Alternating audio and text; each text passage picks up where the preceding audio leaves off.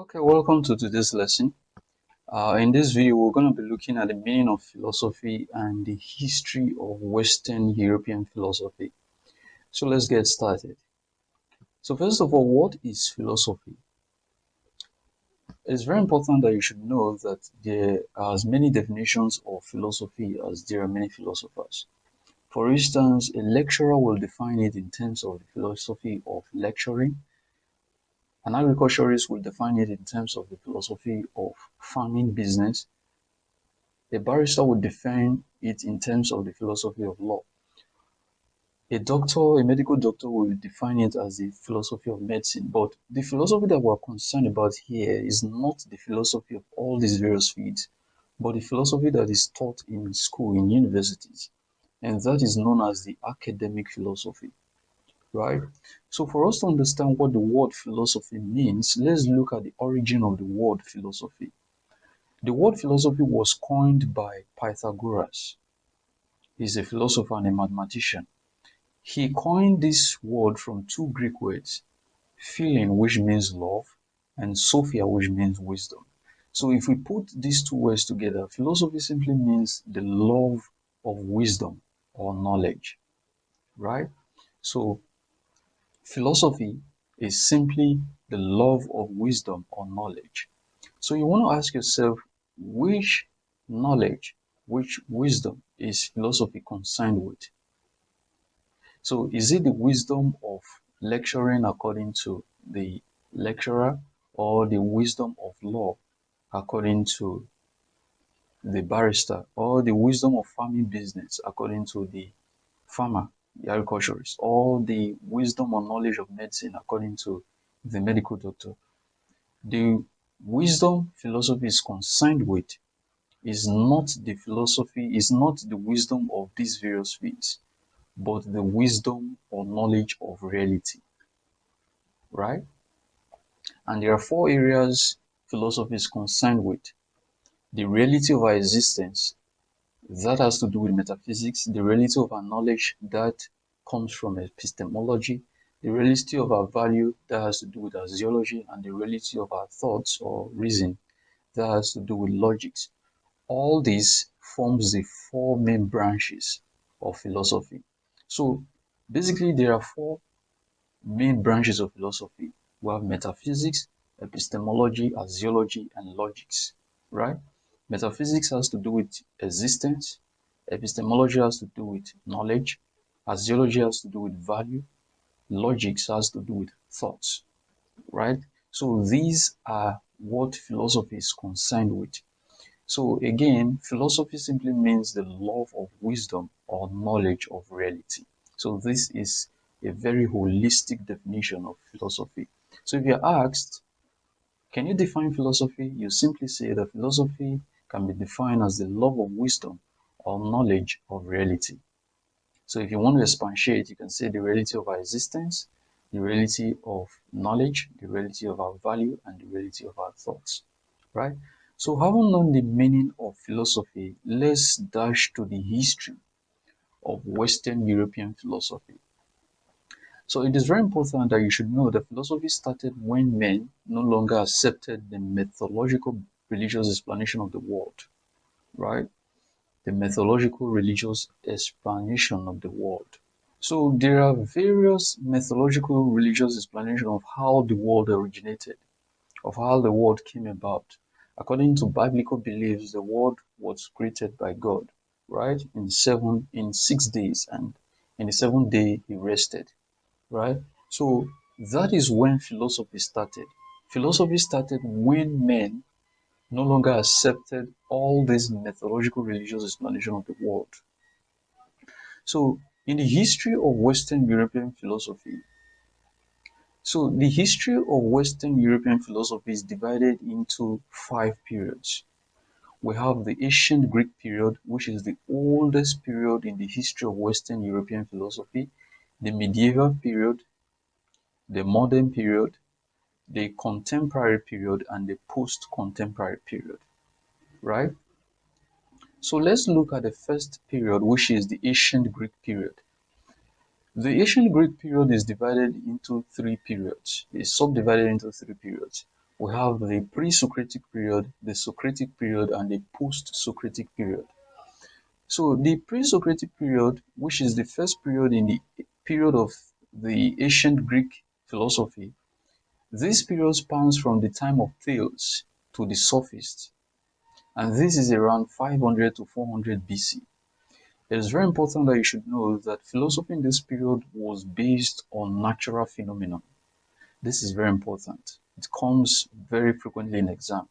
Philosophy in this period is based on natural phenomena. It was centered on natural phenomena. And the philosophers in this period were referred to as philosophizing physicists. So the two major questions that we asked in this period were questions regarding the origin of the universe, how the universe came about, and questions about the basic stuff of the universe. The basic stuff of the universe. So these are the two major questions that we asked in this period, in the pre-Socratic period. Questions about the origin of the universe and questions about the basic stuff of the universe. So the major 8 philosophers that we have in this period, they are Thales of Miletus, Pythagoras, Heraclitus, Parmenides, Empedocles, Democritus, Anaximenes, and Anaximander. These are the 8 major philosophers that we have in the pre-Socratic period, right? So let's look at each of these philosophers and their contribution to philosophy. So we have the first one, which is Thales of Miletus. Thales of Miletus is the first known Greek philosopher, and he lived within a period of 620 to 546 BC. According to him, the basic stuff of the universe is water. This is a very important point. Also, the other philosopher that we have here is Pythagoras. He was the one that propounded the Pythagoras theorem in mathematics. He is also the philosopher who propounded the theory of transmigration of souls. And this theory states that the soul passes from one body to another, either human, animals, or inanimate objects. And this theory of transmigration of soul is common to many cultures. For example, in Western Amazonia, they don't eat this animal called deer. The reason is because they believe that the soul of the ancestors have entered into the body of this animal, so they don't eat it.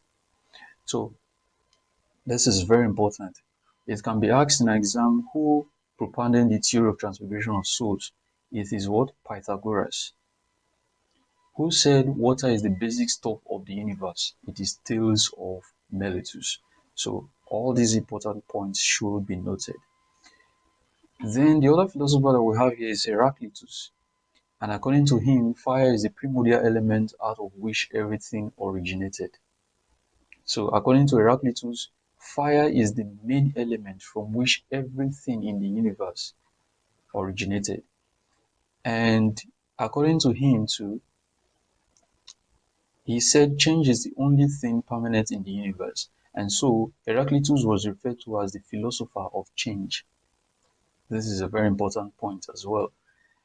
Then we have Parmenides, and according to him, everything is permanent. Everything is permanent. Then we have Empedocles. He introduced the idea of 4 fundamental elements: earth, air, fire, and water. So these are the 4 fundamental elements Empedocles introduced. Then other philosophers that we have here are Anaximander and Anaximenes, who said the basic stuff of the universe is air. And then we have Democritus, the first scientist who discovered an atom, the first philosopher to discover an atom, right? So with this, we're done with the pre-Socratic period. So let's dash to the Socratic period. The Socratic period is the most productive period in the history of Western European philosophy. This is the most productive period. And philosophy in this period was centered on man. So if you remember quite well, philosophy in the pre-Socratic period is centered on natural phenomena. And that is why philosophers in this period are referred to as philosophizing physicists. So all these are philosophizing physicists, right? So in the Socratic period, philosophy is centered on man, his origin, his nature, his existence, and end. And the major philosophers that we have in this period are Socrates, Plato, and Aristotle, right? So let's take the first philosopher here, which is Socrates. Socrates is a Greek philosopher from Athens. So note this town, this is where he came from Athens. He is a very strict philosopher. He was the one that asserted that an unexamined life is not worth living. An unexamined life is not worth living. So this is very important. You can be asked in an exam, who said an unexamined life is not worth living? It is Socrates. This is a very important statement, right? So Socrates was killed after a false accusation of impiety and corruption of the youth. He was killed after a false accusation of impiety and corruption of the youth. So all that we learn of Socrates today were written by his pupil Plato and Xenophon, right? So the other philosopher that we have here is Plato. Plato is a disciple of Socrates, he's a student of Socrates, and he wrote a lot of books. One of the books he wrote was the Platonic Dialogue, and in this book he documented Socrates' view of philosophy. Then other books that he wrote are the Republic, Meno, Pythagoras, and Apology. In all these books, he documented his own view of philosophy. So the Platonic Dialogue was written by Plato, but the ideas that were written there were of Socrates. The books where he documented his own ideas were the Republic, Meno, Pythagoras, and Apology. According to Plato, there are two kinds of world. We have the transcendental world and the empirical world. The transcendental world is the spiritual world or the non-physical world. Then the empirical world is the physical world, right? So one important statement that was made by Plato is that Plato said until philosophers become rulers, the evil in the society cannot be solved. This is very important. Until philosophers, those that have understanding of reality, until they become rulers, the evil in the society cannot be solved. Then the last philosopher that we have here is Aristotle. So Aristotle is a student of Plato. Again, Plato is a student of Socrates. Aristotle is a student of who? Plato. So Aristotle is one of the greatest philosophers who has ever lived. People refer to him as the greatest scientist in history. So Aristotle is the first genuine scientist in history, right? He's the first genuine scientist in history. He discovered a lot of things. And he wrote a lot of books too, like the Metaphysics, Nicomachean, Ethics, Logics, and Rhetorics. And Aristotle is referred to as the father of metaphysics, of logics, of philosophy, and of epistemology. So, in other words, these are the branches of philosophy, right? So, in other words, Aristotle is the father of philosophy, right? We have looked at the ancient Greek period of philosophy. Next period that we're going to look at is the medieval period. And this is the period of philosophy where philosophy was centered on religion. So we'll continue with this in our next lecture. Thank you very much for listening. God bless you.